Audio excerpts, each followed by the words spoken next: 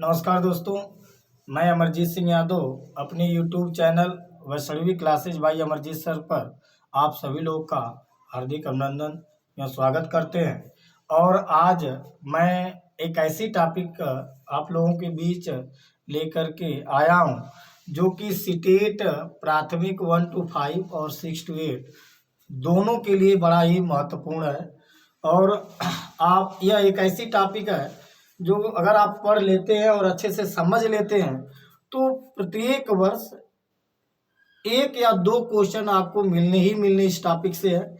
तो आप लोग शुरू से अंत तक इस वीडियो को देखिएगा और कमेंट के माध्यम से हमें अवगत कराइएगा कि पूरी विषय वस्तु आपको समझ में आया या नहीं आया। जो आज की टॉपिक है मुख्य रूप से जिसका नाम है चिंतन। चिंतन यह एक टॉपिक है और इंग्लिश में इसे कहते हैं थिंकिंग।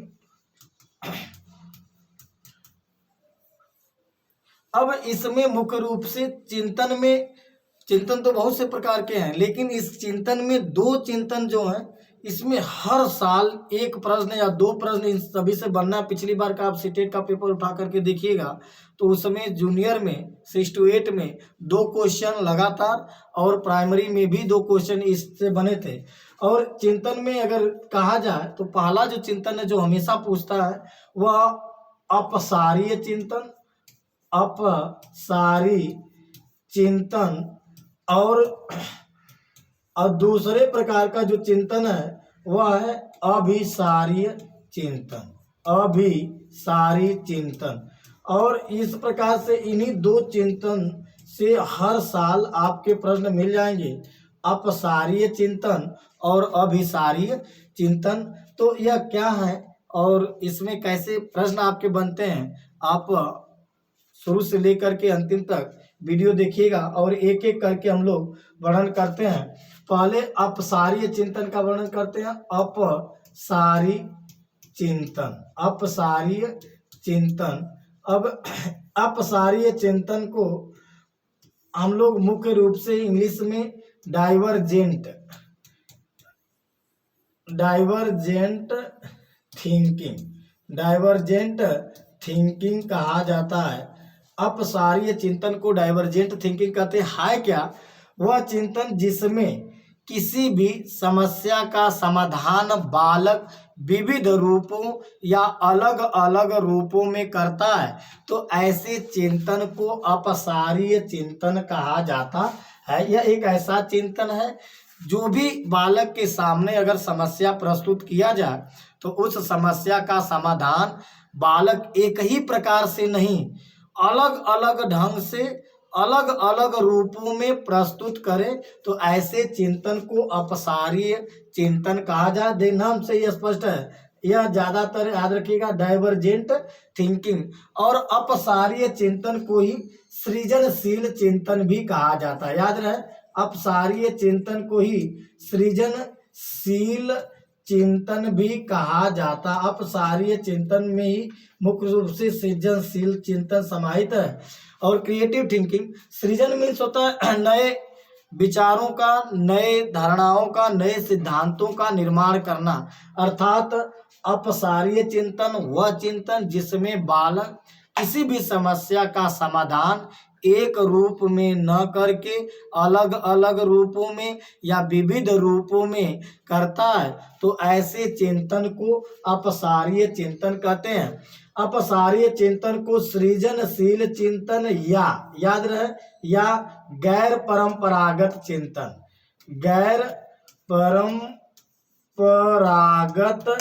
चिंतन भी कहा जाता है। अपसारीय चिंतन को सृजनशील चिंतन या गैर परंपरागत चिंतन भी कहा जाता है।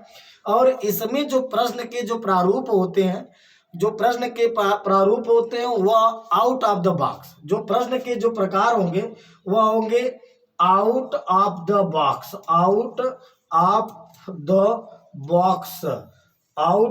बॉक्स। इसको समझने का प्रयास करिएगा। यह आउट ऑफ द बॉक्स का मतलब, एक अगर हम बॉक्स ले लें तो इसमें जो प्रश्न का जो प्रकार हो जाएगा, मुख्य रूप से प्रश्न का जो प्रकार होगा आउट ऑफ द बॉक्स में, कि जो भी उत्तर प्राप्त होंगे यह भिन्न भिन्न या अलग अलग रूपों में प्राप्त होगा। इसीलिए इसमें जो प्रश्न अपसारी चिंतन में जो प्रश्न के प्रकार होते हैं way out of the box प्रकार के प्रश्न होते हैं, आउट ऑफ द बॉक्स प्रकार के प्रश्न होते हैं।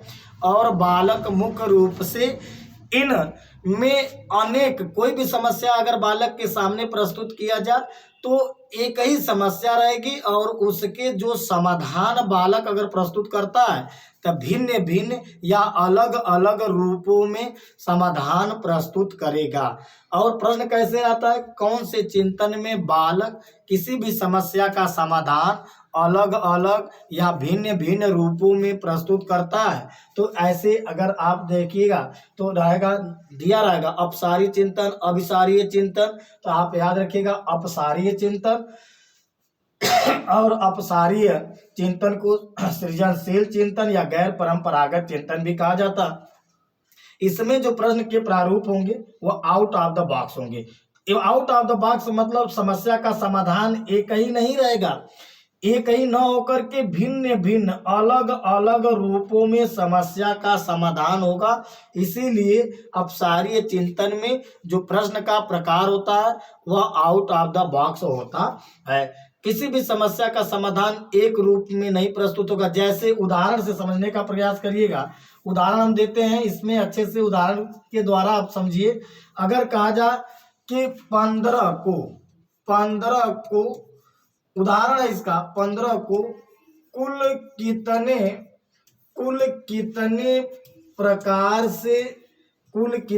प्रकार से लिखा जा सकता है।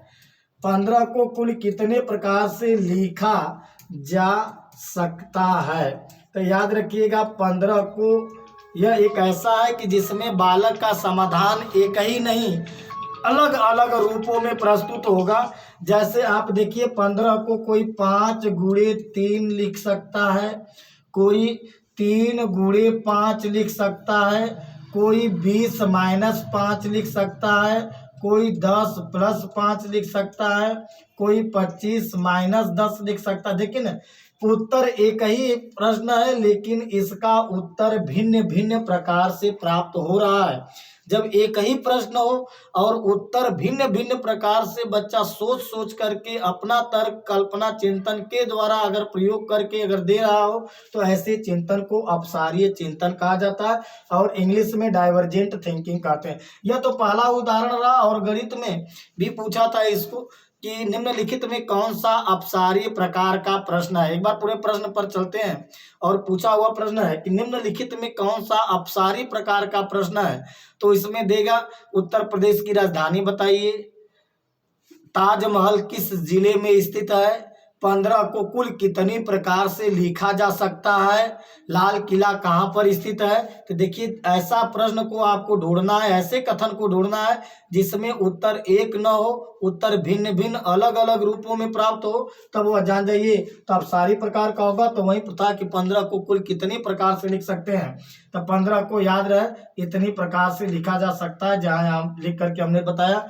दूसरे अगर उदाहरण लेते हैं, दूसरे उदाहरण अगर लेंगे तो दूसरा उदाहरण में अपसारीय चिंतन का दूसरा उदाहरण होगा कि यदि कोई भी उदाहरण, यदि आपको राष्ट्रपति बना दिया जाए तो आप क्या करेंगे। अगर ऐसे प्रश्न आ जाए कि यदि आपको राष्ट्रपति बना दिया जाए तो आप क्या करेंगे, तो यह ऐसा प्रश्न है कि जिसका एक ही उत्तर नहीं, आप इस प्रश्न का उत्तर अलग अलग रूपों में सोच सोच करके देंगे तो कोई और। लेकिन यह भी इसमें इस प्रकार के चिंतन की विशेषता है कि जितने भी लोग उत्तर देंगे सब लोग अलग अलग प्रकार से और अलग अलग उत्तर देंगे।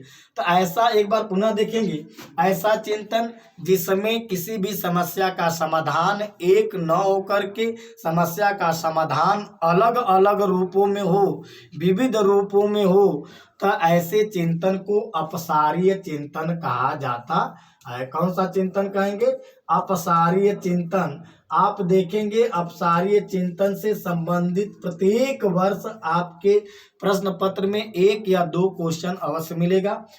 दूसरा जो चिंतन होता है, दूसरे चिंतन की अगर बात करें तो दूसरा जो प्रकार का जो चिंतन है वह अभिसारी चिंतन। अभिसारीय चिंतन, अभिसारीय चिंतन, और इंग्लिश में इसे कहते हैं कन्वर्जेंट, कन्वर्जेंट थिंकिंग। इंग्लिश में इसे कहेंगे कन्वर्जेंट थिंकिंग, अभिसारीय चिंतन, या आगे देखेंगे इसी चिंतन को परंपरागत चिंतन भी कहा जाता है। परंपरागत चिंतन, परंपरागत चिंतन भी इसी चिंतन को कहा गया है।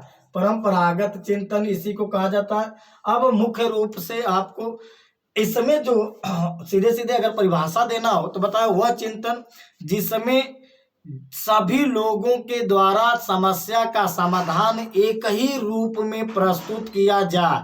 अलग अलग लोगों के द्वारा समस्या का समाधान एक ही रूप में प्रस्तुत हो, संकुचित रूप में प्रस्तुत हो, तो ऐसे चिंतन को अभिसारीय चिंतन या परंपरागत चिंतन कहा जाता है। मतलब जितने भी उत्तर अगर देते हैं तो इसमें जो प्रश्न का जो प्रारूप होता है, ध्यान समझेंगे, जो प्रश्न का प्रारूप होता है वह इन द बॉक्स होता है। देखिएगा ध्यान से, यह बॉक्स बना दिए हैं और यह देखिए जो प्रश्न का जो प्रारूप होगा इन द बॉक्स, मतलब यह भी जो उत्तर दे रहे हैं वही उत्तर प्राप्त हो रहा है, यह भी व्यक्ति जो उत्तर दे रहा है एक ही उत्तर प्राप्त हो रहा है, यह भी जो दे रहे हैं यही उत्तर है, और यह भी जो उत्तर दे रहे हैं यही है। अर्थात किस प्रकार के चिंतन में प्रश्नों का प्रारूप इन द बॉक्स होता है, किस प्रकार के चिंतन में प्रश्नों का प्रारूप इन द बॉक्स होता है। तो याद रखें यही है इन द बॉक्स का मतलब है कि यह एक व्यक्ति, यह भी एक व्यक्ति, यह भी एक व्यक्ति, यह भी एक व्यक्ति, जितने भी लोग उत्तर दे रहे हैं सभी लोगों के द्वारा उत्तर बस एक प्राप्त हो, तो ऐसे चिंतन को अभिसारी प्रकार का चिंतन कहा जाता है। किसी भी प्रकार का कोई भी कंफ्यूजन न हो, जैसे जिसका उत्तर एक मिले आपको, आपके सामने ऐसे प्रश्न आ जाए जिसके सटीक उत्तर हो और एक उत्तर हो, तो आप जान जाओ अभिसारी प्रकार का प्रश्न है, अभिसारी चिंतन का वो प्रश्न है, या ऐसे को परंपरागत चिंतन भी कहा जाता है। और मुख्य रूप से उदाहरण के माध्यम से समझने का प्रयास करिएगा। अब उदाहरण देते हैं अगर अभिसारी प्रकार के चिंतन का, तो इसमें अभिसारी चिंतन का अगर उदाहरण दिया जाए तो ऐसे चिंतन में जैसे आ जाए कि 5 गुणे 3 का मान कितना होगा, कितना होगा, अगर उदाहरण है 5 गुणे 3 का मान कितना होगा। देख रहे हैं ना, जितने भी लोग बताए, चाहे कोई टैलेंटेड हो चाहे बहुत कमजोर हो बच्चा, जब भी उत्तर बताएगा अगर सही उत्तर बताएगा तो एक ही प्राप्त होगा, चाहे वो बहुत तेज हो चाहे बहुत कमजोर हो, जब भी उत्तर बताएगा तो 5 गुणे 3 का मान होगा, जब भी होगा तो 15 ही होगा। ऐसे देखिए जी, भिन्न भिन्न लोगों के द्वारा उत्तर एक ही प्राप्त हो, ऐसे चिंतन को अभिसारी चिंतन, जैसे 5 गुणे 3 का मान कितना होगा, जब भी होगा तो 15 ही होगा, चाहे कोई भी बताए। दूसरा, उत्तर प्रदेश की राजधानी बताइए, तो जब भी होगी तो एक होगा, इसीलिए तो इसको इस प्रकार के प्रश्न इन द बॉक्स होते हैं। चाहे हम बता रहे हैं, जो भी बताएगा तो सही उत्तर में लखनऊ ही होगा, चाहे हम बताएं चाहे कोई दूसरा बताए चाहे कोई बताए, जब भी सही उत्तर होगा तो एक ही होगा। तो यह उत्तर प्रदेश की राजधानी बताइए, हमारे देश के प्रधानमंत्री का नाम बताइए, हमारे देश के राष्ट्रपति का नाम बताइए। अगर ऐसे प्रकार के अगर प्रश्न अगर आपको मिल जाए तो तुरंत आप समझ जाइएगा कि अभिसारी प्रकार का प्रश्न है, अभिसारी प्रकार का प्रश्न है।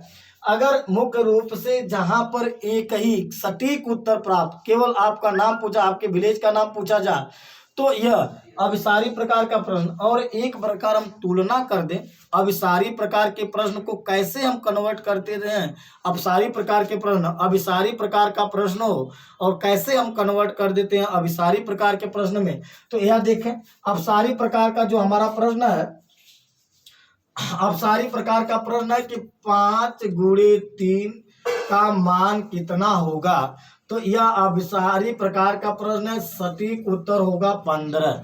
यदि इसी को बदल दें और इसी को बदल करके हम कह दें कि 15, यह जान जाए कि अभिसारी प्रकार का प्रश्न है, अभिसारी प्रकार का प्रश्न है। अगर हम यही कह दें कि 15 को कुल कितने प्रकार से कितने प्रकार से लिखा जा सकता है। देखिए यही प्रश्न को हमने बदल दिया, 5 गुणे 3 का मान कितना होगा, तो यह अभिसारी प्रकार का है।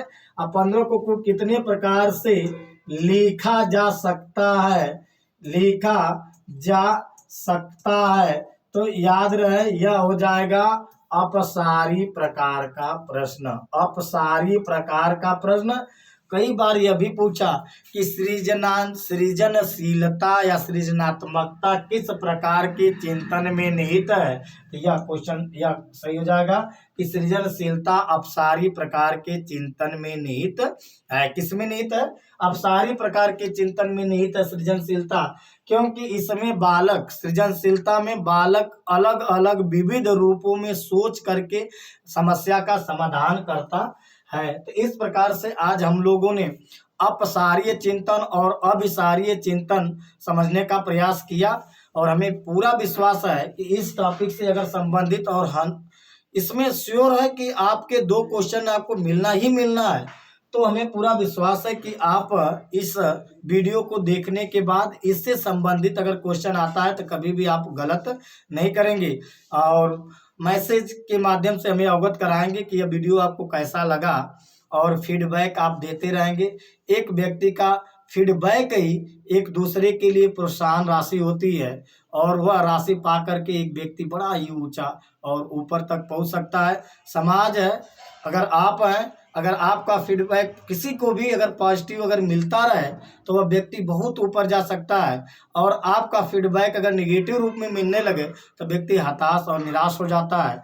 तो इसलिए आप सदैव पॉजिटिव फीडबैक देने का प्रयास करिए, और हर व्यक्ति दिन पर दिन अपने को सुधारने का प्रयास करता है, और हम भी आपको विश्वास दिलाते हैं कि दिन पर दिन हम अच्छे वीडियो आपको बीचों में प्रस्तुत करूंगा, और विश्वास दिलाता हूं कि हर एक टॉपिक एक अच्छे रूप में आपके सामने प्रेषित करूंगा और समझाने का प्रयास करूंगा, और इसका आप लाभ अपने भावी जीवन में पाएंगे। और सभी अपने भावी अध्यापकों से यही कहना चाहूँगा कि सबसे पहले हमारी एक पहली सीढ़ी है सीटेट क्वालिफाइड होना, तो सीटेट पर सबसे फोकस करें। अभी 2 महीने का टाइम है, 7 जुलाई को सीटेट होने वाला है, मई और जून आपके हाथ में है पूर्ण रूप से।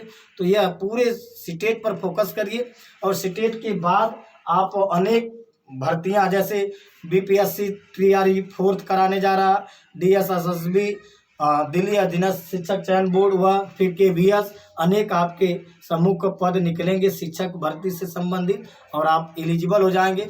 बस इतना ध्यान रखना है कि 90 नंबर आपका हो जाए, 90 नंबर हो जाए, और जी जान से लगना है। और 90 क्या, आपको विश्वास दिलाता हूँ 110 120 से कम आपका नहीं आएगा। और सभी लोगों को धन्यवाद, और आशा करता हूं कि वीडियो को हमारे फॉलो करते रहेंगे, शेयर करते रहेंगे, अधिक से अधिक लोगों तक पहुंचाने का प्रयास करेंगे, जिससे हमारा भी मनोबल ऊंचा उठे और कॉन्फिडेंस लेवल ऊंचा उठे, और अधिक से अधिक आपके बीच वीडियो लेकर के आता रहूं। थैंक यू, धन्यवाद।